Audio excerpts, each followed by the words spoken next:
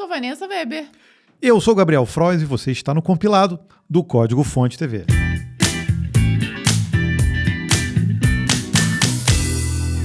Seja muito bem-vindo a este compilado de número 238, que contempla as notícias do dia 14 até o dia 20 de março.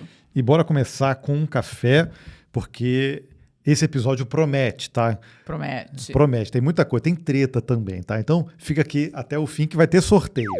E bora então começar esse compilado com a nossa parceira, a Contabilizei, que está ao lado de quem escolheu viver de tecnologia e transformar essa vocação em trabalho. Porque no fundo, todo mundo aqui compartilha esse mesmo impulso, resolver problemas, seja na arquitetura, no código ou na criação de algo do zero. Quando nós decidimos virar PJ para alcançar aquela oportunidade que tanto queremos, ou até para trabalhar na gringa, abrir o CNPJ e lidar com o imposto parece ali um monstro de 7 cabeças. Afinal, nós estudamos aqui lógica de programação, né? E não lógica tributária.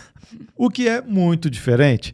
E é aqui que a Contabilizei entra. Ela é a maior contabilidade online do Brasil e como eles atendem muitos profissionais da área tech, eles é que conseguirão te guiar em tudo que é necessário para a sua empresa sair do papel, para não ter problemas com a burocracia e para pagar o imposto de forma correta e sem nada excedente. Por experiência própria aqui, há muitos anos atrás nós emitimos algumas notas com código errado e isso fez a gente pagar mais imposto do que era preciso, viu? Eu fiquei pé da vida, mais uma vez pago, viu? Já era, viu? Perdemos o dinheiro. Pois é. Com a Contabilizei ao seu lado, você ganha segurança para tomar as melhores decisões.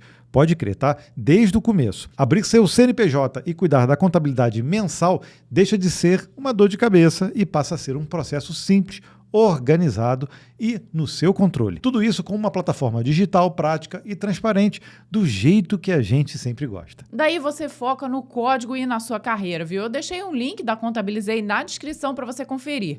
Ainda tem o nosso cupom que está aparecendo aí na tela para você ganhar 2 meses de contabilidade gratuitos a partir da 2ª mensalidade no plano padrão ou acima.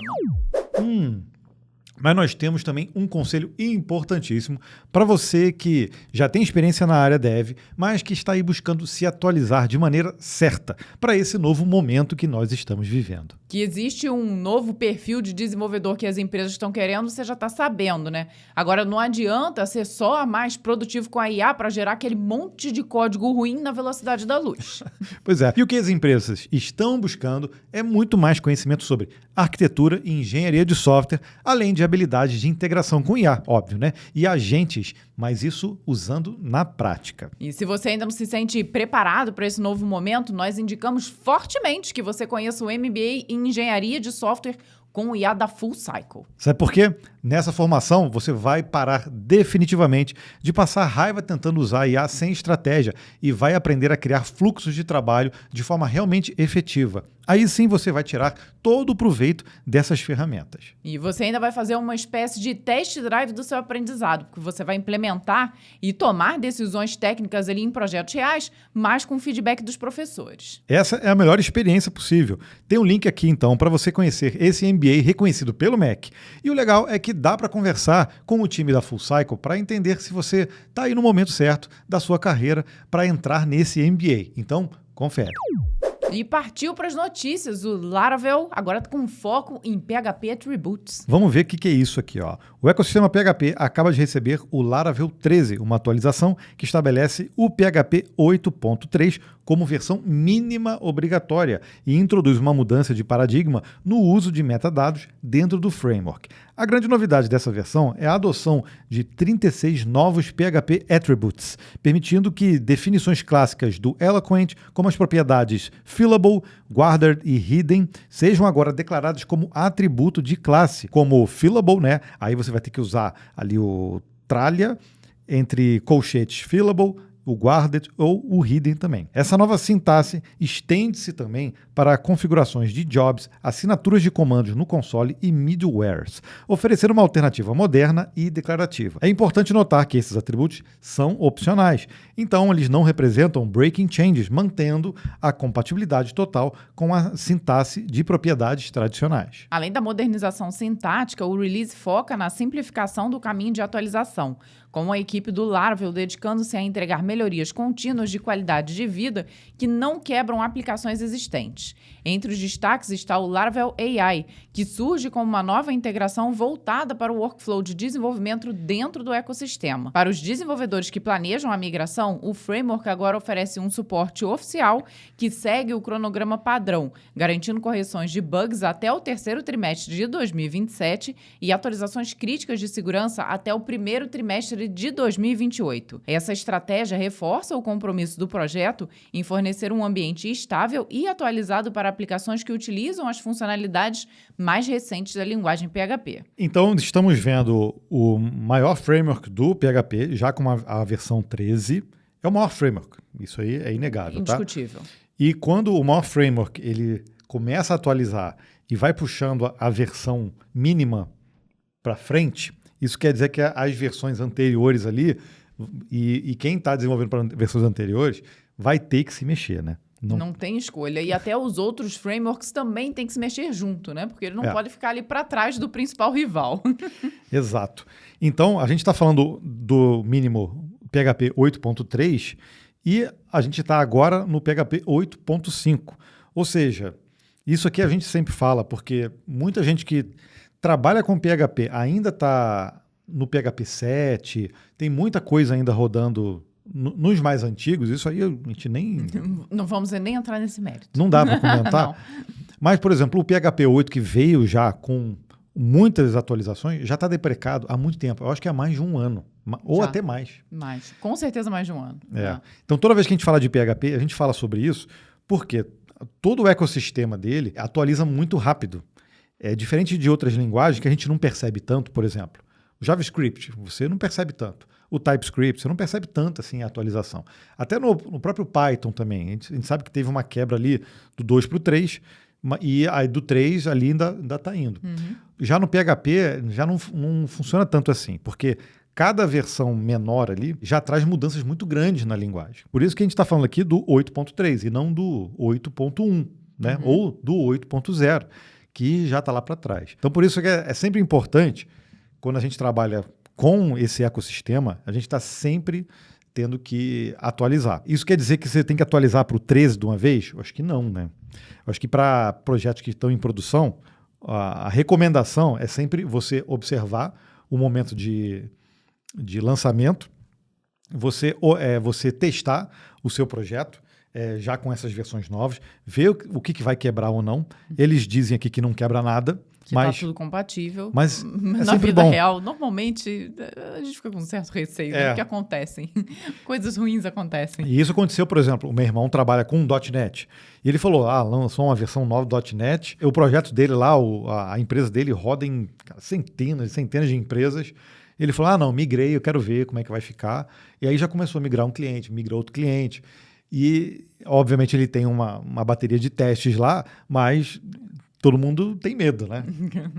de fazer esse tipo de migração. Ainda mais quando você coloca em produção, eu digo assim, é dentro de cliente que precisa daquilo para rodar o negócio do cliente. Então, você tem que ter a responsabilidade. Uma responsabilidade danada, é verdade. De qualquer forma, assim, dentro do ecossistema do Laravel, você vê que eles têm essa preocupação em, mesmo tendo uma sintaxe nova ali, deles ter essa preocupação de manter uma compatibilidade com o que estava rodando anteriormente. E isso é muito bom, né? Porque evita muitos problemas. Agora, você imagina manter um projeto desse, como deve ser trabalhoso. Porque eles têm esses números de, olha, tem X projetos, eu não sei se são números exatos, mas X projetos que estão ainda na versão anterior. Se a gente colocar essa mudança agora no ar e tirar essa compatibilidade, a gente vai quebrar um monte de gente. Então, o que a gente tem que fazer? É o que geralmente acontece com esses projetos grandes. Eles têm uma consultoria própria. Então, apesar do Laravel ser gratuito e tudo, provavelmente eles têm ali uma empresa que trabalha ali em conjunto e que tem os profissionais para fazer consultoria para os grandes projetos. E aí, esses grandes projetos, muitas vezes é que norteiam essas melhorias. E nesse caso, você vê que quando eles fazem essa migração, esses projetos já vão junto. E aí vira já um case. Já temos esse aqui com o 13, já temos esse aqui com o PHP 8.5.xyz. Esse que é o importante. É sempre que esses projetos tenham... Eu estou falando, gente, do Laravel. Mas se você pegar para Linux, tem isso também. Para vários projetos open source, tem esse ecossistema de consultoria no entorno. Entendeu? Então, aí esse que é a jogada para ganhar dinheiro até com o open source.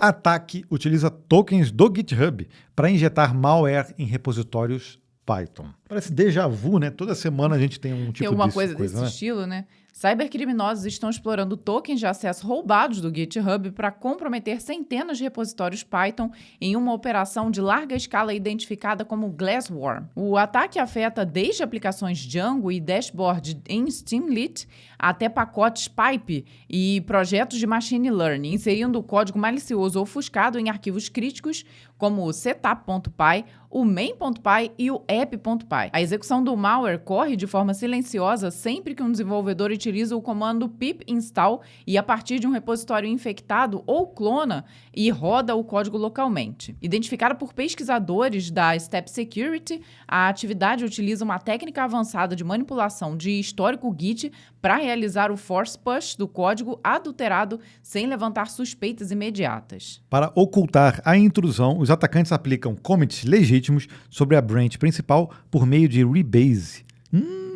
Preservando a mensagem original, o autor e a data do commit. Essa estratégia faz com que apenas o timestamp do committer denuncie a fraude em uma inspeção técnica profunda. Uma vez ativado o payload, utiliza 3 camadas de ofuscação e emprega a blockchain da Solana como infraestrutura de comandos e controle, lendo URLs de carga útil em memos de transações para garantir imutabilidade e evitar quedas. O estágio final do comprometimento envolve o download do Node.js para o diretório local da vítima e a execução de um script JavaScript criptografado via AES, que estabelece persistência no sistema operacional e permite o controle remoto da máquina afetada. Ou seja, os caras têm muita imaginação, né, para fazer a coisa acontecer. A gente chegou a falar do Glassworm lá no compilado de dezembro de 2025, do ano passado. Final de novembro, início de dezembro, olha. Porque eles estavam sendo utilizados através do VS Code. Ou seja, agora progrediu um pouco mais e estão dentro dos repositórios, dos repositórios Python, especificamente. E o pior, né? Explorando tokens de acesso roubados do GitHub. E você vê que tem um conhecimento técnico que depois eles fazem miséria por ali, né? Pois é, e atacando também aplicações Django, dashboards e até pacotes do Pipe. Ou seja, não está só dentro do ecossistema ali do GitHub. Aliás, está dentro do GitHub porque os pacotes muitas vezes estão lá também, né? Agora, a gente fica inseguro de utilizar algumas bibliotecas, mesmo aquelas conhecidas, porque a gente já viu, acho que não é o caso aqui, mas a gente já viu muita biblioteca dessa também ser comprometida. Pô, imagina, você tem um projeto rodando e ele, por exemplo, utiliza containers. Muitas vezes o container é instanciado lá, as bibliotecas são instaladas, e dependendo de como você coloca lá, por exemplo, se você sempre coloca para baixar sempre a última versão, o teu projeto pode estar rodando, ele instala uma última versão, está comprometido e você nem sabe, você acha que está tudo rolando de boa, e às vezes não, né? Mesmo tendo instalado a primeira vez aquela versão de um local correto, estando com o local, ferrou, né?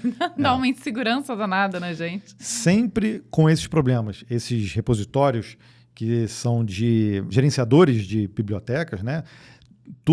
Quando isso atacado, sempre gera um problema gigante. Uma reação em cadeia gigantesca. Né? Assim como extensões de navegadores, extensões das IDEs também, né? Porque geralmente elas têm código aberto, você pode colocar isso lá. Por outro lado, se a gente tem lojas, por exemplo, lojas de aplicativos que tem uma restrição muito severa, que é o caso né, da Apple e também do Android, aí já fica mais complexo ainda. Criam-se barreiras que desanimam de... E mesmo assim não é impeditivo. Inclusive tem notícia agora, por exemplo, que a própria Apple está barrando lá na loja, na App Store, aplicativos que estão sendo usados com Vibe Coding. Obviamente tem muita gente já publicando o aplicativo usando Vibe Coding, ok, beleza, mas muitos não estão passando no teste lá de segurança e até de usabilidade mesmo, e aí acabam caindo no limbo. Então, é muita coisa que entra. Tu imagina, todo dia, quantos aplicativos entram numa App Store da vida. Então, tem que ter um realmente um trabalho de moderação ali gigante. Então, na mesma proporção que entra, deve sair muito também. Então, a gente está vendo ali um momento, não estamos falando de IA especificamente, mas um momento da parte da segurança da informação que está de todos os lados. A gente, mesmo usando o software legítimo, no caso, por exemplo, de um OpenClaw da vida, a gente pode estar ensejando um problema de segurança sem perceber. No primeiro momento está legal, no outro momento pode estar um caos total, né? Não sei se você percebe dessa forma também. SmallWeb, o projeto que busca resgatar a internet humana. Motor de busca Kagi, acho que é isso assim que fala, conhecido pelo foco em privacidade, disponibilizou o projeto SmallWeb para dispositivos iOS e Android por meio de aplicativos e extensões de navegadores dedicados. Foi feito com Vibecode, será? A iniciativa tenta trazer de volta a experiência da internet antiga, priorizando conteúdos autorais e independentes em vez de páginas otimizadas por algoritmos ou textos gerados por IA. Aí, ó. A plataforma funciona como um diretório vivo que reúne blogs, fóruns e sites puramente humanos. Como é que ela faz essa curadoria? Permitindo que os usuários descubram publicações de nicho que raramente aparecem nas primeiras páginas de buscadores tradicionais como o Google. Ao filtrar esse ruído, a ferramenta ajuda a reconstruir um ecossistema onde a troca de informações ocorre de pessoa para pessoa, combatendo a saturação de conteúdos comerciais e o crescimento de textos automatizados que poluíram a rede nos últimos anos. Aí eu concordo, hein? Com o SmallWeb, o usuário consegue filtrar tópicos por interesses específicos e seguir criadores que mantêm a essência da web independente, sem qualquer tipo de interesse puramente comercial ou institucional por trás das postagens. A CAD, ou CAG, defende que a internet deve ser um espaço de descoberta e não apenas um mercado dominado por grandes corporações e técnicas agressivas de SEO. Ao chegar aos smartphones, a empresa espera atrair um público que busca autenticidade e deseja navegar em um ambiente onde a criatividade humana ainda é o centro das atenções, garantindo que pequenos editores e entusiastas mantenham sua visibilidade e relevância digital mesmo diante do avanço acelerado das tecnologias generativas. Olha, eu acho que cada vez mais vai começar a aparecer esse tipo de iniciativa, sejam grupos fechados ou, nesse caso aqui, uma espécie nova de um buscador. Porque, realmente, a internet está sendo inundada de conteúdo que está sendo gerado através do conteúdo que já tinha, né? Um conteúdo artificial. Isso tende a continuar acontecendo e, cada vez mais, eu acho que esse conteúdo vai piorando e vai perdendo um pouco da autenticidade da forma humana.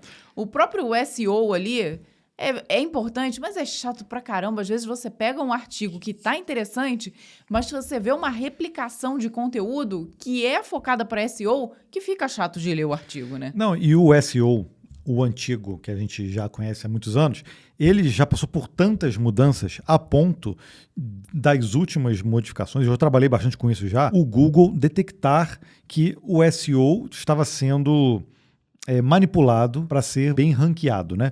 Acho que todo mundo de alguma forma já usou isso. Por exemplo, fazer farm de palavras, fazer farm links também, para aumentar ranqueamento, né? Isso é uma técnica mais antiga. Obviamente eles detectaram isso e aí os textos passaram a ser...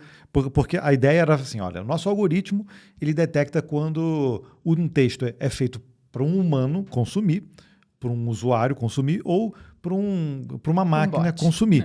Então eles tinham várias formas para detectar isso e o SEO sempre passou por isso. Então quando a gente pegava artigos, por exemplo, você vai falar sobre um determinado assunto, e isso eu estou falando inclusive para o YouTube, a gente tem uma técnica dessa também, de SEO. Quando você vai começar a falar de um assunto, você primeiro contextualiza, mas se você vai fazer um artigo específico de um tema, então você contextualiza um pouco, depois você volta para o tema, depois você pode fazer uma coisa um pouco mais profunda, mais aprofundada, tudo, mas o negócio é você entregar um pouco já no início, tá? Então, essa é uma das técnicas, ao invés de você criar um super artigo super grande, onde o objetivo final do artigo, aquilo está só lá na conclusão. Então, isso acaba atrapalhando um pouco. Aí você tem que ter muita coisa indexada, né? Para você poder colocar. Agora, já é diferente.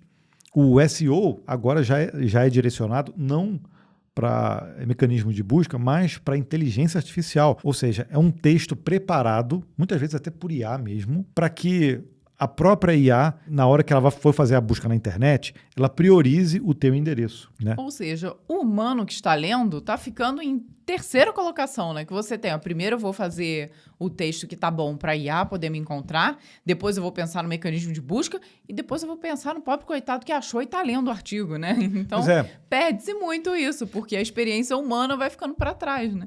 Porque a IA vai resumir, entendeu? O seu texto. Mas o negócio é a IA acessar o seu link. Esse que é o intuito agora. Aí, para fazer isso, o texto já tem que ser aqueles textos bem chato mesmo, né? Aí já volta um pouco a coisa de ficar usando palavras, repetir várias coisas.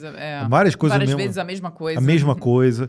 Então, fica muito chato. Não é mais página para você navegar, clicar e ler como humano. Aquilo não serve mais para esse tipo de coisa. Aí concorda, aí tá ficando bem chato, tá ficando né? chato. E aí eu volto nisso. Vão começar a existir cada vez mais iniciativas dessa de não. Olha, esse aqui é voltado para humano. Então você se inscreve ali no que você quer ver, no que você tem interesse e por ali você acompanha. Acho. Então acaba você meio que voltando ao que era no passado, né? Muda um pouco a dinâmica do que nós temos hoje. Super natural, sabendo que realmente tem muito lixo hoje sendo gerado e que, poxa, vai ter um grupo, tipo, de pessoas, eu acho que é a maioria, que gosta de estudar, gosta de ler tudo, e que não se identifica mais com esse tipo de conteúdo que está sendo gerado. Ele quer coisas realmente geradas, com inovações geradas por humano. Por exemplo, o Wikipedia. Cara, o Wikipedia eu acho que tem muita coisa já meio que com IA. Então é difícil, né, de você abrir um Wikipedia e olha assim, essas informações estão legais, estão corretas, tudo. Você tem que ir além, né? E aí, outras ferramentas que eu vejo, tem o Substack, é uma das ferramentas que tem se utilizado muito. O Reddit, eu acho que ainda para essas discussões tem uma relevância grande. Então tem muitas ferramentas aí. Eu tô com esse aqui. Eu acho que tem que existir também. O que resta saber é o que vai sobrar, então, da internet como a gente conhece. Será que em algum momento vai realmente virar só lixo, né, de informação? Será? Diz aí pra gente, deixa a gente discutindo sozinho, não. Bota aí nos comentários o que você acha a respeito disso. E a OpenAI vai focar em programação para competir com a Anthropic, olha só. Mas já não tem o Codex? O Codex... Mas agora ela vai focar, né? Cada hora ela resolve focar em alguma coisa, já percebeu isso? A OpenAI conclui uma mudança estrutural em sua estratégia de negócio, decidindo abandonar projetos paralelos para concentrar esforços no desenvolvimento de ferramentas de programação e no atendimento a usuários empresariais. Tá. Agora tá clareando um pouquinho. Conforme revelado pelo Wall Street Journal, a liderança da empresa, incluindo a CEO de aplicações, a Fidji Simo, solicitou que os funcionários evitassem distrações e focassem no que é essencial para vencer o mercado. Mas eu acho que a OpenAI já fez isso um tempo atrás, você lembra? Tá me falhando a memória de com o que ela ia focar.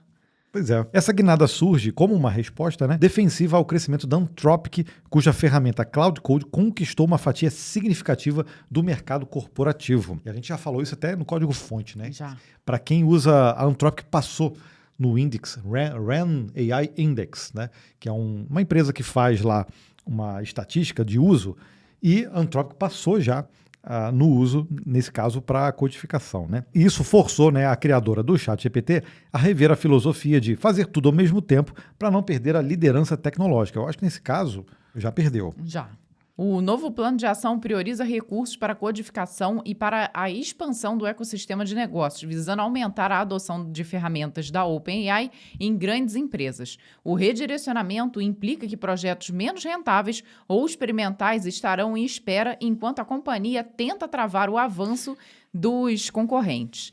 Este movimento de mercado ocorre em um momento de alta pressão competitiva, onde até mesmo parceiros históricos, como a NVIDIA, sinalizam uma postura mais cautelosa nos investimentos. Ao estreitar o seu foco, a OpenAI busca consolidar o ChatGPT como uma infraestrutura central para programadores e grandes corporações, alinhando suas prioridades internas para garantir a sustentabilidade do negócio diante da rápida evolução das IAs rivais. Pois é, e as rivais, como a gente falou aqui, em especial na área de codificação, Anthropic com Cloud Code, que deu um avanço absurdo. Então, eu entendo por que a OpenAI tá com medo ali. E aconteceu esse ano, tá? Essa virada aconteceu em né? janeiro. Obviamente, cara, você pode até dizer, se você é desenvolvedor, provavelmente você é desenvolvedor, você deve optar pelos modelos e até pelas ferramentas da Anthropic, tá? Se não for, não tem problema. Pode dizer aqui nos comentários. Mas a verdade é que isso mudou realmente. Eu posso até falar, está rolando a nossa pesquisa salarial. Se você ainda não respondeu, vai lá em pesquisa.códigofonte.com.br. Mas uma prévia eu posso dizer que o ChatGPT dominava. Tá? Assim, os últimos muito. 3 anos, né, que a gente pergunta sobre isso. Quais ferramentas você utiliza? Aí tem o GitHub Copilot, era o principal. Ali, mas hoje até o VS Code já perdeu o mercado. Tá? O VS Code provavelmente nem é mais o principal. Esse spoiler eu ainda não vou dar. Mas para os devs brasileiros, cara, não é mais o ChatGPT. Tá? O principal. Ainda é muito usado, mas ainda não é o principal. Não. E a Anthropic entrou com uma estratégia agressiva, porque você consegue utilizar gratuitamente. Claro que os tokens dele, tem muita gente que reclama, acabam muito rapidamente também. Mas tem já ferramenta para review, tem ferramenta de coworking, que é Cowork, né? Que é equivalente ao N8N deles. Eles desenham fluxogramas já na hora que você tá ali vibe codando, né? Então o Cloud Code tem CLI, tem ferramenta desktop, você pode usar ela na web, você consegue usar ela dentro dos navegadores, então é uma solução completa, realmente. Pois é, acho que ela acabou focando mais nesse mercado de desenvolvedores e a OpenAI agora está sentindo o peso, né, de não ter focado tanto nisso, ter ficado um pouco mais genérica e agora já viu que está perdendo esse mercado, que é um mercado importante, né? Não é à toa que todos os modelos lançam alguma coisa específica para a área de computação, de desenvolvimento e de codificação. Então, nós somos importantes pra caramba, né? Não, para essa área de inteligência artificial generativa, eu acho que a primeira barreira é codificação, vocês percebem. Depois você tem geração de imagem, tem muita gente da área de direito também que está utilizando, tem várias profissões ali. A própria Anthropic já lançou uma pesquisa sobre isso, né? Quais são as profissões mais impactadas? A de TI não tem jeito, é a primeira, e é o foco dela, inclusive. Não que a OpenAI não tivesse o foco, né? O Codex já existe há muito tempo. Foi, inclusive, o primeiro modelo a ser criado para utilização dentro do VS Code, né? Para o GitHub Copilot. Lá atrás, antes até do ChatGPT, tá? Sim. Então, o foco... Eles sabiam que o foco era a programação. Mas acho que se perderam um pouco no meio do caminho. Mas o Codex é muito bom também. Tá? O Codex da OpenAI é utilizado bastante, tá? Inclusive, quando o criador lá, o Peter, criador do OpenClaw, foi contratado pela OpenAI, o pessoal fica sacaneando ele no Twitter, perguntando, qual modelo que você está usando, não sei o que, você usa o Cloud? E ele é sincero, ele falou, não, eu troquei em novembro. Entendeu? Então ele usava o Cloud. Agora, como OpenAI, ele tem que usar. Tem que usar, não tem jeito. Agora, uma outra coisa que eu não sei se chega a ser uma vantagem ou não, mas eu acho que é um ponto de inflexão. A própria Microsoft, ela lançou também ferramentas, por exemplo, como o Cowork, mas utilizando os modelos e a tecnologia da Anthropic. Quando a gente vê, por exemplo, o pessoal da Microsoft desenvolvendo nos eventos, a gente vê que eles optam também lá no GitHub Copilot por utilizar os modelos da Anthropic também, né? Então, olha o peso disso, né? E aí, pensando no mercado corporativo, você pega a Microsoft, já tem um peso e uma presença muito grande nas empresas. Então, não ter o seu modelo vinculado à Microsoft como o principal modelo, como sempre foi antes, né? Também pesa para a OpenAI, né? E fica mais difícil dele entrar nesse mercado já tendo alguém ali de peso competindo. Sabendo que a Microsoft foi a primeira ali a colocar bilhões dentro da OpenAI. E o Java 26 é lançado com um novo Java Verified Portfolio. A Oracle anunciou o lançamento oficial do Java 26, uma versão de curto prazo que chega com 10 JEPs e uma forte inclinação para o desenvolvimento de aplicações orientadas ao quê? Inteligência artificial. O grande destaque dessa edição é a introdução do Java Verified Portfolio, o JVP.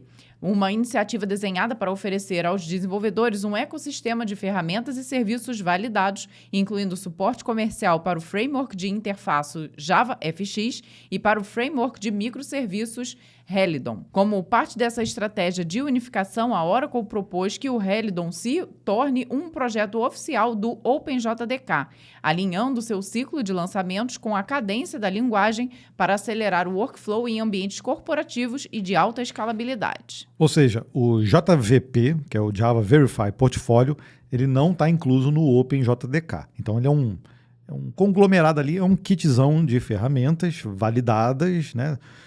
Mas que vai entrar só no Oracle JDK, né, para o Java. Para quem tem licença, isso que eu vou ver aqui, provavelmente para quem tem a licença aí do JDK, já vai estar incluso e de boa. Agora, para a galera que a gente sabe que a maioria utiliza o OpenJDK, aí é só o Helidon aqui de microserviços. Se você já utiliza, já te peço aqui para você, já viram? Já está com Java 26? Beleza. Então diz aqui para mim se você já usou o Helidon ou qual é a solução que você utiliza para o Java para trabalhar com microserviços. Tô curioso. Eu só quero tirar essa curiosidade. Vamos continuar aqui. Ó. No aspecto técnico, o JDK 26 traz avanços significativos em projetos estratégicos como o Babylon, o Valhalla e o Panamá. Aí eu não sei se é Valhalla. Eu acho que não, né? Deve ser Valhalla? Valhalla, diz aqui para mim se você já viu. Também estou na dúvida. Que visam estender o alcance do Java para modelos de IA e GPUs, além de melhorar a interoperabilidade com bibliotecas nativas. Entre as funcionalidades específicas, destacam-se a quarta preview de tipos primitivos em padrões e switch, o caching de objetos ahead of time para ganho de performance e a 11ª incubação da Vector API. A nova versão também realiza uma limpeza em APIs obsoletas, como o Applet API. Caramba, ainda tinha isso. Ainda estava por aí? Isso provavelmente vai diminuir ali o tamanho. Consideravelmente. E acho que vai ajudar também a não ter nenhum tipo de problema de segurança com essas coisas mais antigas. Então, joga fora código. Imagina, manter isso tudo é complicado. Então, a melhor coisa para quem codifica é excluir código. Tipo assim, isso aqui não é mais necessário. Isso é bom demais, cara.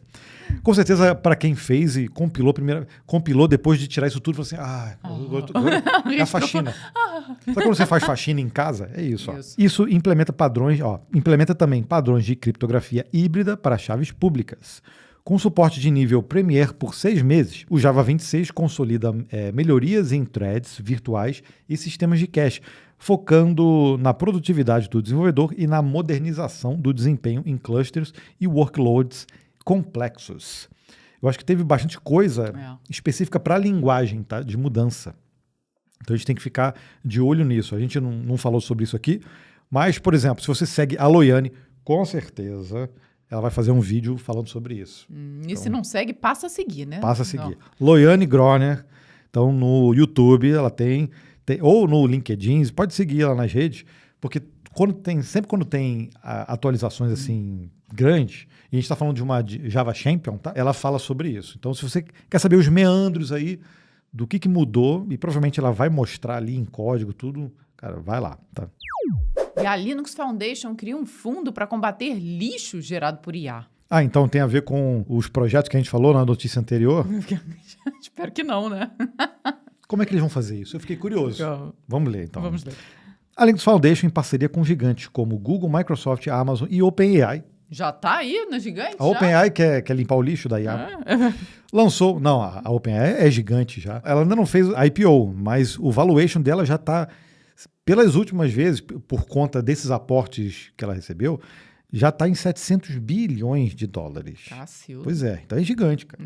Ela lançou uma iniciativa de 12 milhões de dólares. Aí é pouquinho. 12 milhões e meio, Gabriel. Gabriel ignorou $500 milhão aí, mas tudo bem. Para proteger os mantenedores de software livre do AI Slop. É uma avalanche de relatórios de bugs e contribuições de baixa qualidade gerados por inteligência artificial. Agora eu entendi. Já vimos outras fundações reclamando a respeito disso e mantenedores. O problema tornou-se crítico à medida que ferramentas automatizadas começaram a inundar repositórios com falhas de segurança inexistentes ou códigos mal escritos, sobrecarregando os voluntários que gerenciam projetos essenciais. O fundo será gerido pela OpenSSF, que é a Open Source Security Foundation, e pelo projeto Alpha Omega, focando no desenvolvimento de novas ferramentas e recursos para ajudar na triagem rápida dessas notificações e na limpeza também do ecossistema de código aberto. Deixa eu só fazer um adendo rapidinho. A gente chegou a comentar que a própria Alibaba fez foi uma pesquisa mesmo, durante mais de 300 dias. A pesquisa foi um estudo. Foi um estudo, né?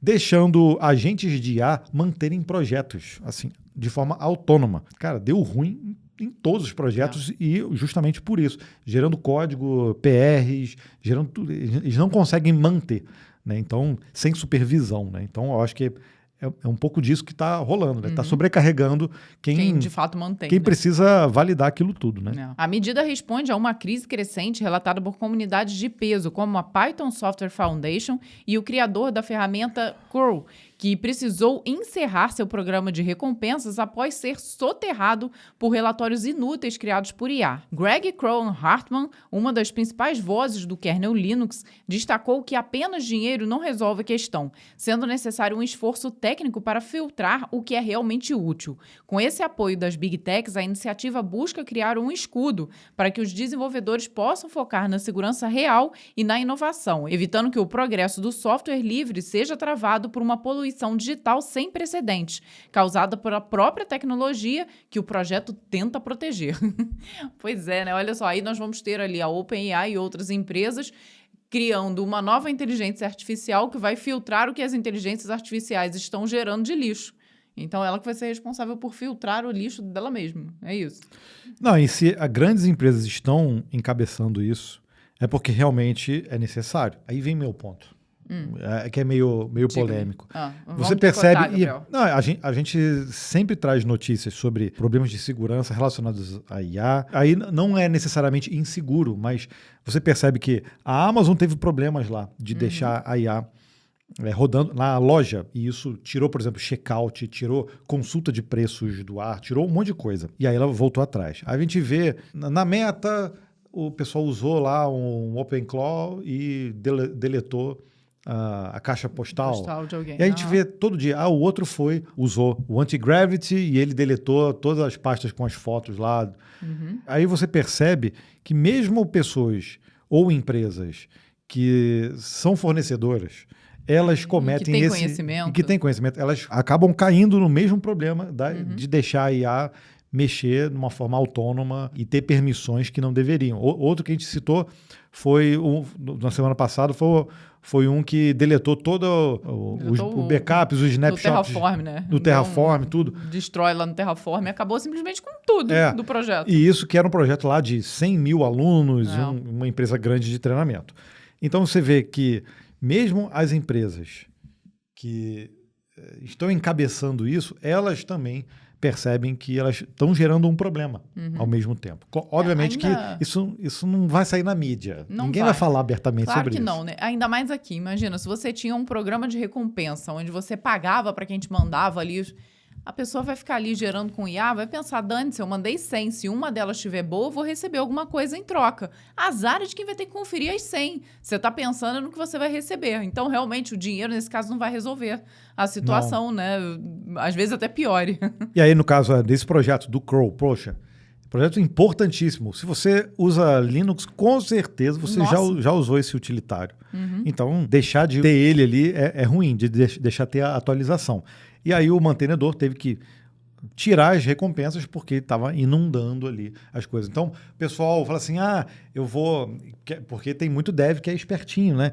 O cara vai falar assim, vou pegar todos os projetos que tem um tipo de recompensa, vou criar agentes para gerar PRs para esses projetos e eu vou ficar em casa, de boa, na praia, na piscina. Uma das correções ser válida. Alguma PR bater. Só que aí os caras percebem, assim, o cara tá spamando aqui com um código inútil, às vezes fazendo alterações que não são relevantes para o projeto, e muitas vezes acontece isso com esses agentes de IA, e aí o cara fala assim, isso não vai. Não, tu tá bloqueado. É melhor não ter esse tipo de contribuição do que ter dessa forma. Mas tu tá gerando trabalho para um humano e querendo ganhar isso por cima disso, né? Então, realmente não é válido. Mas diz aqui, o que você acha disso? Eu sei que é meio polêmico, né? Tem os dois lados. É tudo um trade-off, né? Tem muitas coisas que são boas, mas, por outro lado, quando você deixa tudo automático, pelo menos até o momento, você vê, é muito lixo realmente sendo gerado.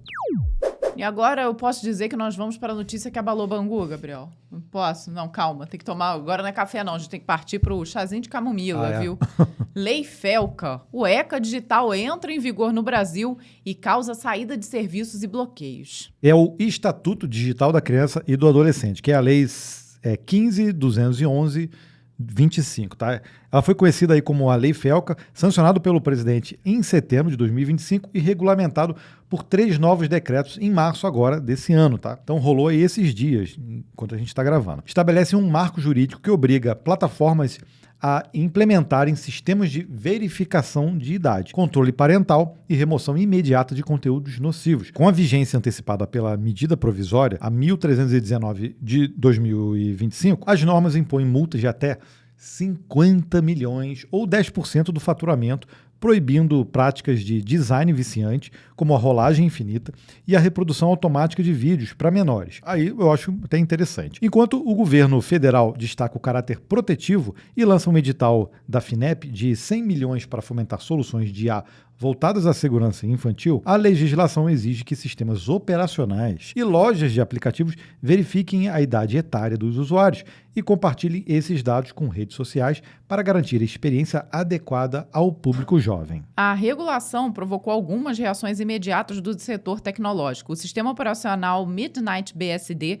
e o projeto independente Arch Linux 32 bloquearam acesso direto aos seus sites no mercado brasileiro, alegando incapacidade técnica e financeira para cumprir as exigências de coleta e transmissão de dados de idade. No setor de entretenimento, o Reddit suspendeu temporariamente o acesso de menores de 16 anos no país, enquanto a Riot Games barrou menores de 18 em títulos como o League of Legends e o Teamfight Tactics, mantendo o Valorant acessível apenas sob estrita autorização dos responsáveis. Sites de conteúdo adulto ainda apresentam falhas na checagem de idade.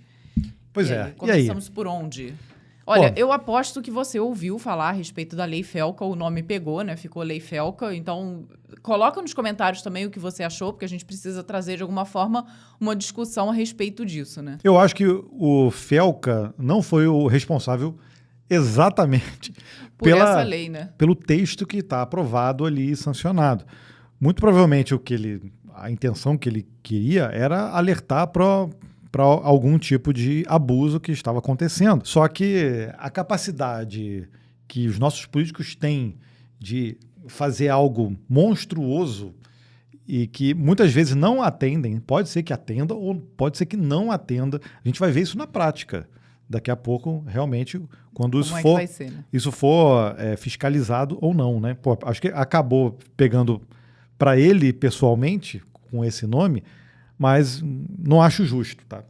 Pois é, eu tenho essa sensação também, né? Ele fez aquele vídeo, praticamente documentário, mostrando coisas importantíssimas de serem faladas, que eram ignoradas. Então, a gente aqui que tem filho em idade menor, é extremamente importante ter ciência desse tipo de coisa e é importante você, de alguma forma, conseguir acionar a justiça, conseguir chegar até a plataforma para que puna esses usuários que estão utilizando de forma errada e até criminal ali seja jogos, sejam as redes sociais. Mas acho que acabaram colocando tudo aqui no mesmo balaio, né? Porque pegaram isso, que é uma coisa extremamente importante, pegaram o que a gente já vem discutindo aqui, do mal que faz, talvez, o excesso de rede social e do quanto isso vicia tanto a gente quanto quem é jovem, e colocaram tudo isso no mesmo balaio. E o pior ainda, acrescentaram ali software de uma maneira muito geral. E aí pega, por exemplo, o sistema operacional. Gente, Android, o Linux, como é que vai ser? As distribuições do Linux que são open source. Não tem ninguém responsável ali, na maioria delas, não tem uma empresa, não vai ter um CNPJ aqui no Brasil responsável por não sei, pelo Ubuntu ou por alguma distribuição do Linux. Como é que vai funcionar isso aqui? Eu não vejo como. Agora, isso é uma discussão muito grande. Eu trouxe até um papelzinho com um resumo, porque, obviamente, como é uma lei, ela tem muita coisa. Isso aqui é resumo, tá? Tem muita coisa lá. E não vai dar tempo da gente comentar tudo aqui. Inclusive, eu coloquei uma enquete lá no Código Fonte para ver se você gostaria de ver uma análise nossa um pouquinho mais aprofundada, tá? Sobre essa lei, sobre o texto também dessa lei, e a gente faz isso lá no código-fonte. Tem uma enquete lá, se você depois quiser ir, vai lá no código-fonte, na área de publicações, no YouTube mesmo aqui, e você pode votar. Até então tinha lá uns 100 e poucos votos e o pessoal estava querendo ver esse vídeo, tá? Como a Vanessa falou, a parte do sistema operacional, quando a gente pensa, por exemplo, um Android, um iOS, a gente acaba acostumando a usar biometria para autenticar, mas muitas vezes isso é o sistema e o hardware ao mesmo tempo. Tá? Mas quando isso vai para o mundo Linux, de utilização corporativa, até o próprio Windows, o Windows já implementa algo, né? Mas não necessariamente com biometria, ou você subindo um documento seu, né? Não. Então isso vai fazer com que todo mundo que utilize, não só quem é menor, mas todo mundo tenha que fazer esse tipo de coisa, enviar os dados biométricos e documentais para validar a sua idade. Ou seja, não afeta só as pessoas, os menores de idade, afeta todos os usuários, né? Então esse é um ponto. Aí, quando a gente fala do mundo Linux, realmente não existe ali uma entidade. Em algumas distribuições pode até acontecer, mas não tem uma entidade única, principalmente para projetos de código aberto, que representem isso. Então, isso acaba fugindo do controle e aí fica muito inviável. A gente falou de 2 projetos aqui, que, ok, você pode não utilizar, mas isso vai acabar afetando outros projetos. E quando começar a afetar projetos grandes, aí a gente vai começar a sentir realmente, nós estamos indo para trás aqui. Pois é, dá a sensação na parte tecnológica. De estamos regredindo, porque eu acho que muitas empresas, ainda mais que a gente tem até que ler aqui, eu tenho que ler um pouco mais a respeito do texto da lei e tudo, mas o que eu vi de comentário é de que está algo muito genérico, não tem algo muito específico. E a partir do ponto que as empresas lá de fora chegam aqui e falam, tá, e o que eu tenho que fazer exatamente? Putz, isso aí tá meio genérico, pode ser que me dê problema, elas vão simplesmente tirar o software daqui. Vão fazer como essas empresas fizeram. Não, abole. Ó. Chega no Brasil, vamos abolir isso aqui e ninguém pode acessar. E aí? Nós vamos sair perdendo, né? Mas, por exemplo, um dos pontos, que é justamente essa parte da governança, sanções e representação no Brasil, que eu acho que vai acabar pegando justamente para quem utiliza software livre, as multas altíssimas, 50 milhões ou 10% do faturamento. Eu acho que isso aqui não se aplica muitas vezes para muitos projetos. Mas o que foi sancionado ali, e se a gente olhar o cronograma do que está sendo feito, e esse é até difícil de opinar nesse momento, porque muita coisa ainda vai ser construída. Então, se a gente olha, por exemplo, olha só, o cronograma, a gente vê, em março vai ter etapa, divulgação de orientações preliminares, criação da página virtual. Então, o governo vai ou já colocou, né, a página sobre a lei especificamente, monitoramento da implantação. Mas implantação de quê? Pois é. Aí tem, submeter a tomada de subsídios. E aí temos aqui um cronograma até 26 de abril. Aí temos um gap ali até agosto. Eu acho que são férias, né? São férias. Eles têm férias, a gente vai ter que implementar que se vire nos 30. Mas o que eu acho que vai rolar aqui são as reuniões, são as empresas e os profissionais têm que ser consultados. Aí sim, lá, olha só, em agosto, a gente vai ter a segunda etapa para publicação de orientações. Então a gente não sabe exatamente que orientações são essas. Aí tem período de adaptação e monitoramento e atualização dos regulamentos. E aí sim, lá na etapa 3, aí a partir de janeiro de 2027, começa as ações de fiscalização. Dependendo do que for essas orientações e o que tiver ali, o tempo é muito curto. Pois é, né? Porque ali me dá a sensação de que é meio que de setembro até dezembro, porque janeiro já começam as fiscalizações, ou final de janeiro, você tem que implementar tudo, colocar todas as mudanças, fazer todos os usuários se cadastrarem. Gente, é um tempo muito pequeno. Né? E aí, o que a gente está falando aqui, especificamente, não é coisa de erotização, de pornografia, nada a ver com isso. Isso aí, cara, o que tiver ali, a gente tem que ser feito mesmo, entendeu? Tem que ser feito. Essa coisa, por exemplo, de timeline infinita, de não reprodução automática, se isso for realmente para ajudar a não ter o vício, tudo, eu também sou favorável, tá? Igual, por exemplo, o YouTube Kids. O YouTube Kids, ele já implementa coisas que, por exemplo, ele não tem like, ele não tem comentário, ele não tem nem como se inscrever. Ou seja, nenhum tipo de interação que possa fazer com que, por exemplo, até quem publica no YouTube Kids não fique ali, não, dá like, dá comentário, dá não sei o quê. Esse tipo de engajamento já não funciona, né? Ou seja, é um ambiente voltado para criança e foi construído de forma diferente. Então, cara, eu acho isso aí excelente. Que seja o caso das redes sociais, de ter uma versão diferenciada para quem é criança, né? E que tenha esse controle parental, que tenha essa vinculação com uma conta de quem é maior.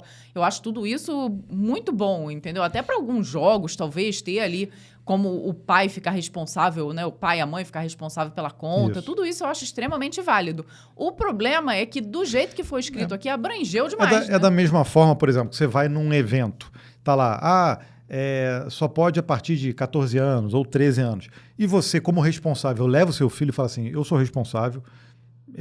Acontece muito com show, né? Um show, então, às show vezes, de música. Poxa, é um show de música. O meu filho curte pra caramba banda de rock. Então, eu levaria ele, sei lá, no show do qual Roupa banda que ele gosta? Nova. Do Roupa Nova? Eu levaria, sei lá, no Imagine Dragons. Pronto, ele gosta, então ele vai curtir. Mas E você, a como responsabilidade é minha, E você, né? como responsável, sim. Então, você autorizar, eu quero que meu filho possa jogar um jogo específico, eu, como pai, autorizo ele, ok, beleza. Eu acho que isso aí, acho que estaria de boa. Agora, por exemplo, tem coisa aqui, ó, que eu acho que esse texto é que me chama a atenção. Ó. Remoção, né, e takedown, né, de conteúdos. Plataformas terão que remover conteúdos violadores, né, como... Aí tá, tudo bem. Como apologia, automutilação ou assédio. Mas olha só, tudo bem. Eu acho que é válido. Mas todas essas orientações e essas atualizações de regulamentos, elas não estão aqui ainda no texto final, ainda vão ser feitos. Então eles têm que remover imediatamente após notificação da vítima ou entidade, sem a necessidade de ordem judicial. Óbvio que vão ter coisas que você fala assim, cara, isso tem que sair agora e não beleza, devia nem ter entrado. Nem ter entrado. Outras coisas, você fala, poxa, e se for outras coisas que não necessariamente violam? Porque vai ter um texto posterior que vai definir o que pode ser violado ou não. Entende o que eu quero dizer? Que isso pode fazer com que automaticamente o usuário que se senta agredido por algo que é explicitamente um mal-estar dele, não necessariamente de todos, e às vezes nem é um conteúdo que é criminoso, vamos dizer assim, ele possa tirar aquele conteúdo do ar sem nenhum tipo de... É o equivalente ao seguinte, eu e Gabriel, nós estamos aqui publicamente na internet publicando conteúdo. Pode ter alguém que vai fazer um react de um vídeo nosso xingando a gente, falando, sei lá, pode falar a besteira que for. O Gabriel é um babaca, o conteúdo de vocês é uma merda, blá, blá, blá, vomitar um monte de coisa. Eu vou me sentir ofendida? Vou. Mas será que é o suficiente para eu chegar e falar, olha aqui, eu quero que Dependendo do conteúdo, pode ser que a gente procure a justiça? Exatamente. Sim. Pronto, olha, me ofendeu num ponto que, sei lá, tá falando que eu cometi um crime que eu não cometi. Eu posso ir lá na justiça, né, e é legal, olha aqui, isso aqui tem problema. Agora, imagina, eu viro pro YouTube e falo, olha, fulano de tal aqui me ofendeu, tem que tirar agora. E o YouTube obrigatoriamente tem que tirar, e às vezes a pessoa, sei lá, tava falando mal do conteúdo que eu gerei. Não tem problema nenhum falar mal, discordar do conteúdo, discordar da minha opinião. Vou fazer uma crítica construtiva. Exatamente. E eu posso me sentir ofendido e mandar tirar aquilo dali. Pela lei, o YouTube, ou seja lá qual for essa plataforma, tem que tirar na mesma hora, sem questionar. Então, aí acaba infringindo também a liberdade, né? Olha, tem muitos pontos aqui ainda da lei. Por exemplo, fala inclusive sobre a integração de API para fazer essa validação, tá? Então, são várias empresas, serviços que prestam esse tipo de validação. Obviamente, o que pode acontecer? Muitos sites grandes que querem atuar aqui no país e serviços vão, obviamente, ir atrás disso. Aqueles pequenos ou vão ser bloqueados completamente e vão parar de atuar aqui, o que faz com que a gente tenha menos concorrência, inclusive. E vai ter aqueles meio que vão ficar no limbo ali. Torcendo para não serem verificados e autuados em algum momento. Né? E aí tem muita coisa ainda para ser discutida sobre isso. A gente pode tentar fazer um vídeo com ponto a ponto, tá? Para a gente tentar esmiuçar o máximo possível para saber quais são as consequências, não só para quem é menor de idade, mas para os usuários como um todo, né? Para todo mundo que utiliza serviços digitais. Então você deixa aqui nos comentários se você quer, tá? Você pode colocar aí, sei lá, hashtag ECA, tá? A gente vai saber E pode votar lá no código-fonte também, na enquete que a gente fez lá, tá? Pra gente produzir esse vídeo. Project Detroit pretende acelerar a integração entre Java, Python e JavaScript. E então, será que o Java vai virar JavaScript aí? Como assim? Mas o pessoal que confunde... Pelo menos vai parar de confundir. Olha, isso foi durante a conferência Java One, né? Aí a Oracle revelou o Project Detroit. Já ouviu falar dele? É uma iniciativa que promete facilitar muito a vida de quem precisa misturar diferentes linguagens de programação num único projeto. O foco principal é criar uma ponte rápida e eficiente entre Java e as linguagens Python e JavaScript. Para quê? Para quê? Permitindo que os programadores chamem funções de uma linguagem para outra quase sem perda de performance. Essa novidade, agora vale um pouco a pena, será, né? Essa novidade surge no momento em que o Python domina o cenário da inteligência artificial e o JavaScript é a peça-chave no desenvolvimento web, tornando fundamental que o ecossistema Java consiga interagir com as bibliotecas e ferramentas dessas linguagens de forma nativa. Agora fez sentido, Gabriel. Pô, mas de forma nativa, será? O objetivo é evitar que o desenvolvedor tenha que reescrever códigos complexos, permitindo o uso direto do que já existe de melhor em cada ecossistema. É mais ou menos o que existe na interoperabilidade entre o Rust e C, por exemplo. Você pode chamar libc dentro do Rust. Eu entendi que sim. Será? Mas acho que é bem mais complexo de fazer isso com 3 linguagens totalmente diferentes. Porque é interpretado, né? JavaScript, exatamente. Interpretado, tudo. Né? Tecnicamente, o Project Detroit utiliza a API FFM para substituir métodos antigos e lentos de comunicação como o JNI. Em vez de tentar simular o Python dentro do Java, o projeto aposta no uso dos próprios motores originais, como o V8 do Google e o CPython, o que garante total compatibilidade e segurança. Além dessa integração moderna, o lançamento do Java 26 aproveitou para fazer uma limpeza no passado, removendo oficialmente a antiga API de applets, que a gente já até comentou aqui, né, que já não funcionava nos browsers atuais. A Oracle também anunciou outras facilidades, como o suporte ao Java em notebooks Jupyter, do VS Code, e novas ferramentas de IA, como o Helidon AI. O Project Detroit será proposto em breve como um projeto oficial da comunidade OpenJDK, reforçando o plano da Oracle de manter o Java como uma peça central e moderna na era da inteligência artificial e dos microserviços. Olha que louco. Então, o V8 sendo utilizado... Cara, dá para fazer? Dá. Mas... Não sei, me cheira uma gambiarra isso aí. Pois é. Ficou a gambiarra. Não acha estranho isso? Então, tudo bem, pode até garantir compatibilidade e segurança. Mas eu não sei, cara. Eu não sei se jogar isso para esse ambiente de Java se é salutar. Depois eles vão perceber que ter tirado a API dos applets lá era ruim, volta, porque é ela que vai fazer essa integração com outras linguagens. Querendo inventar moda. Não sei, cara.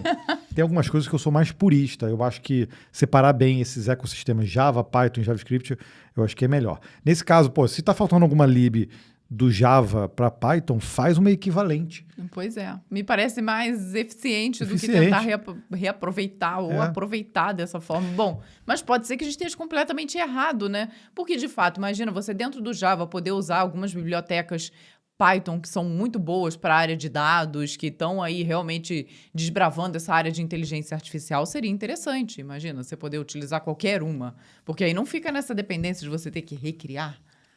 Mas me diz o que você recria achou. Com IA. Faz igual o pessoal da Cloudflare lá com Vibe Code. Recria o Next com o VNext. Faz o VNext a partir dos testes do Next. É fácil, gente. Não, o pessoal já está colocando de COBOL para Java facilmente. Por que fica tão difícil de Python para Java? Até parece que é fácil assim, né, Gabriel? Mas sou contra esse projeto Detroit. Aí pronto, o Gabriel já bateu o martelo. E essa semana no Código Fonte, obviamente, teve vídeo e nós fizemos o que eu sei que tem muita gente querendo saber como faz, né? Que nós pegamos a aplicação, inclusive a aplicação que nós usamos aqui semanalmente do sorteio, que você que sabe pode ganhar uma camiseta, um boné, alguma coisa nossa daqui do canal do compilado. Você viu que essa aplicação foi feita no Lovable. Foi feita no Lovable, nós pegamos ela e colocamos no nosso VPS da Hostinger. Foi isso, viu? Então paramos de pagar ali, gastar um dinheiro em dólar todo mês. Pois é, a gente estava gastando lá cerca de uns $20 por mês. É uma graninha, tá? Para usar o Lovable Cloud, que armazena ali o Supabase, armazena ali a aplicação em si, né? A parte do front-end. Ok, funciona bem, funciona.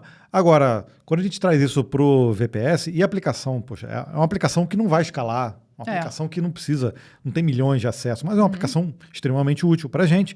E outras também que a gente faz isso. A gente tem N8N, a gente tem várias outras coisas dentro do nosso VPS.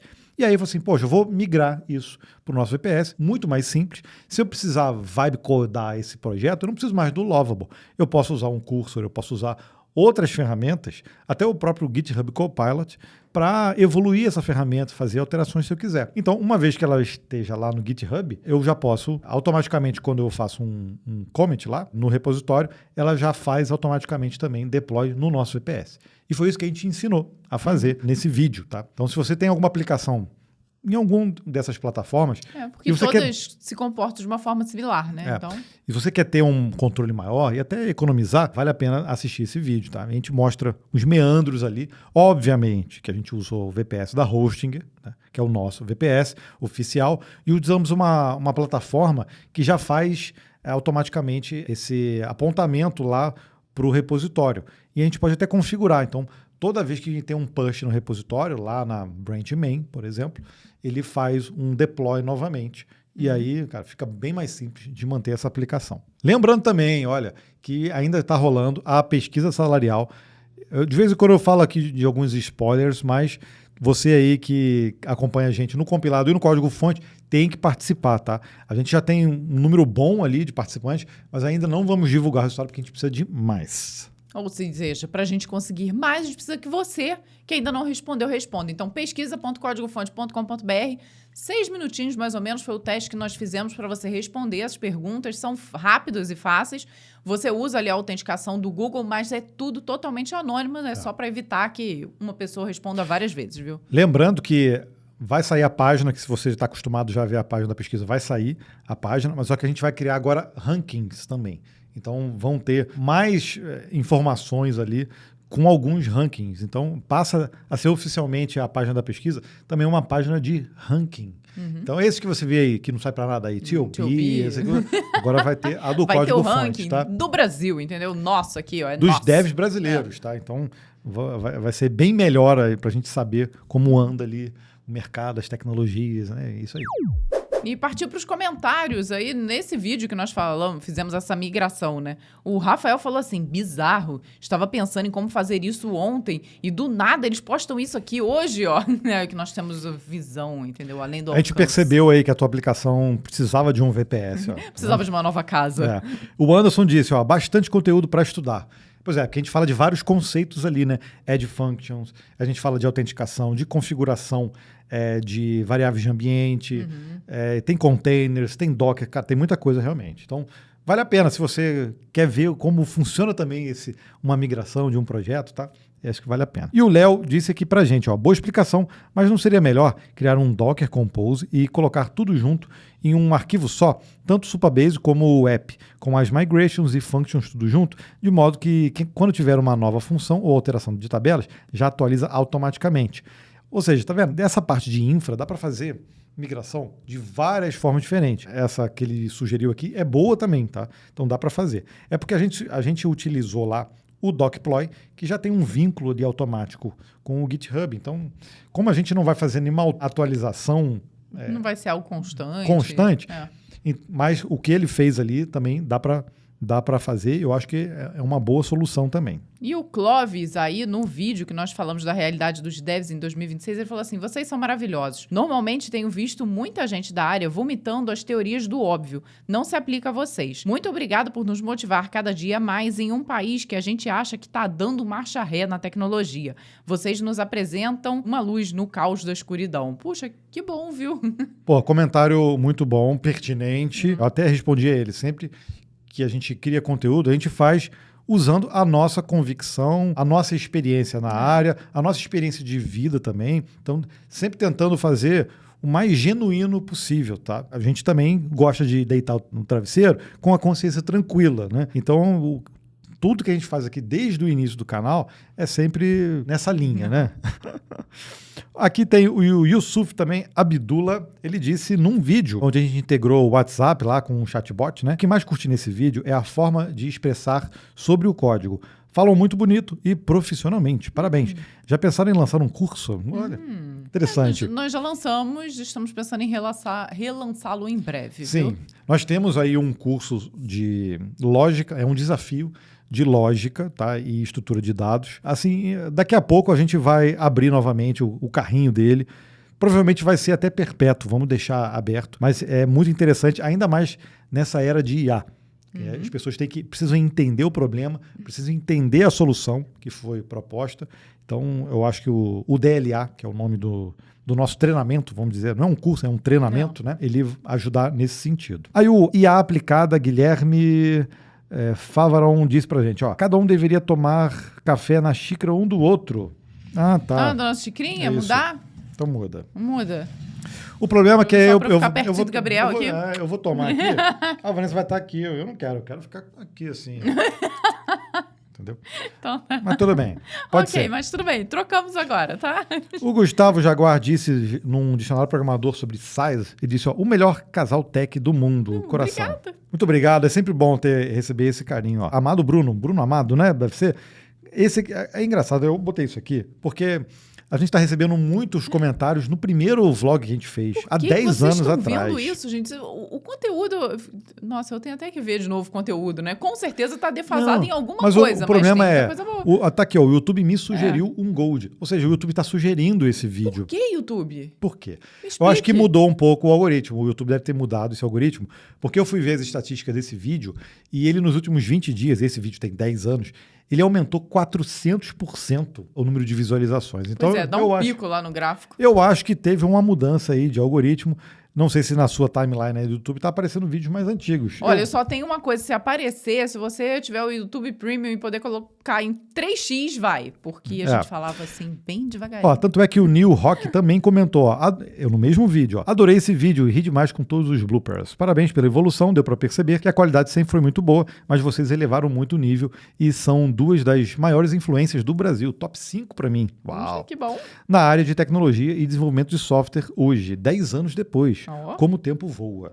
Pois é, voa mesmo. Até botei o boné aqui, porque minhas entradas já estão Pra esconder. vindo aqui assim. Não, e nesse início aí de canal tem um monte de vídeo meu que você vai ver que eu tô bujudinha assim, porque eu tava grávida, gente. Então tem vídeo com barrigão mesmo, viu? E hoje o nosso filho já tá fazendo vai fazer 10 anos já, esse viu? Ano. Então, pois é. Mesma idade aí do Código Fonte TV. E o Bruno, no último compilado, falou assim, eu sou de Portugal atualmente, né? Então ele deve estar por lá.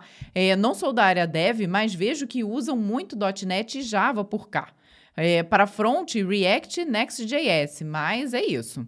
Um forte abraço, tamo junto, Insider, vem em mim, vem café e vem camisa, muitas hashtags. Ah, mas ele falou de Portugal, que usa essas stacks, mas porque a gente falou até sobre o Ruby. Aí falou assim, não tem muita gente aqui no Brasil que usa. E aí teve uma pessoa também num país na Europa, Irlanda, será? Não sei, eu não lembro. Se você estiver assistindo, comenta aqui de novo, por favor. Que utiliza, sim, o Ruby. Tem países que utilizam e é muito forte até. Para você ver que as tecnologias, é muito difícil matar uma linguagem, um framework, uma tecnologia. A não ser que ela realmente não tenha nunca atualização. Não. Aí vai cair morre em desuso. Sozinha. Morre sozinha, né? Mas, realmente, tem muita coisa aí rodando que a gente vai continuar a ouvir falar por muitos anos, né? E o Kleber disse também nesse último compilado, ó, muito bom conseguir correr 10 km ouvindo vocês. Olha! Então você correu em 1 hora e pouquinho? Cara, tá bem o seu pace aí, hein? Olha, esse episódio está um pouquinho mais longo. Depois você conta pra gente quantos quilômetros você chegou. Esse é o objetivo. Quanto mais a gente estender o episódio, mais você vai ter que continuar correndo. Vai ter um dia que nós vamos ter que fazer o suficiente para ele correr a maratona de 42 quilômetros, entendeu? Então nós vamos ter que ficar aqui algumas horas. Eu acho que a gente vai bater recorde hoje de tempo, cara. Porque a gente já fez um quinzenal que foram quase 2 horas, não foi não? Foi, né? Foi. Mas pode ser que esteja chegando a isso. Isso. Eita, nós estamos falando pra caramba hoje, hein?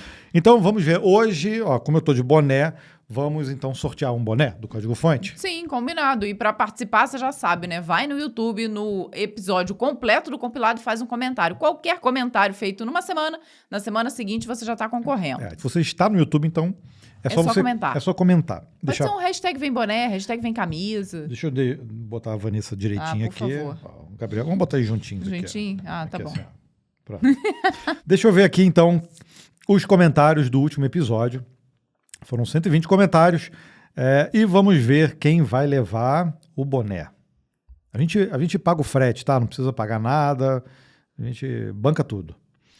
E foi o Felipe 3FL. Ele disse assim, ó: o mestre Fábio Akita está usando o Claude e está gerando bastante comentários na internet aqui do Brasil. Está em alta essa IA nessas últimas semanas. Inclusive, a gente acabou de comentar que o Claude já é a mais utilizada aí, geral, pelos devs, né? Então não é só o Fábio Akita, não. Tem muita gente usando o Claude, viu? Mas manda aí seu tamanho do boné, não precisa, né? Mas seu endereço para contato, @códigofonte, mentira, para sorteio, @códigofonte.com.br. Isso. Então manda seus dados completos, tá? Endereço.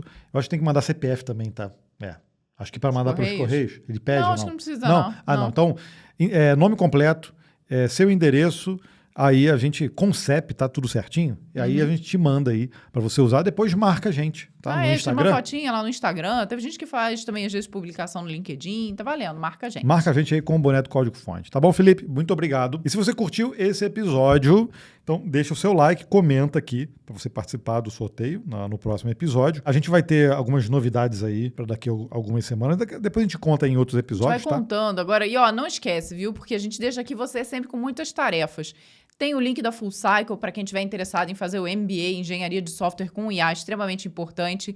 Tem o link da Contabilizei, então você que tem uma empresa, que está pensando em abrir uma empresa, vai lá também, que você vai ver que o serviço deles é excelente. E tem a nossa pesquisa em pesquisa.códigofonte.com.br para você responder e compartilhar. Aí sim você está liberado o seu domingo ou a sua segunda, quando você estiver assistindo, para continuar aí a sua vida, tá bom? Então, espero que você tenha curtido, a gente se vê no próximo. Até lá, tchau, tchau. Tchau.